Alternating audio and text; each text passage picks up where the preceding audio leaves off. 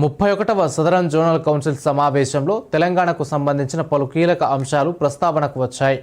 తెలంగాణ తరపున ఉప ముఖ్యమంత్రి భట్టి విక్రమార్కతో పాటు మంత్రి తుమ్మల నాగేశ్వరరావు, ఉన్నతాధికారులు సమావేశంలో పాల్గొన్నారు.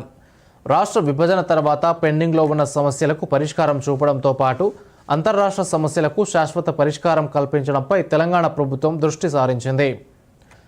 ఈ నేపథ్యంలో మంత్రి తుమ్మల నాగేశ్వరరావు, అమిత్ షా ఏపీ సీఎం చంద్రబాబు నాయుడికి పలు కీలక విజ్ఞప్తులు చేశారు.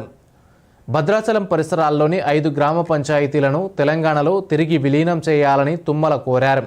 భద్రాచలం సీతారామచంద్రస్వామి ఆలయానికి సంబంధించిన భూములు పురుషోత్తపట్నంలో ఉండటంతో ఆలయ పరిపాలనలోనూ సమస్యలు వస్తున్నాయని పేర్కొన్నారు. ఈ భౌగోళిక అసమానతను సరిచేసేలా కేంద్రం జోక్యం చేసుకోవాలని అమిత్ షాను కోరారు. పెద్దవాగు ప్రాజెక్టు శాశ్వత పునరుద్ధరణకు ఏపీ వాటా నిధులు విడుదల చేయాలని కూడా తుమ్మల విజ్ఞప్తి చేశారు.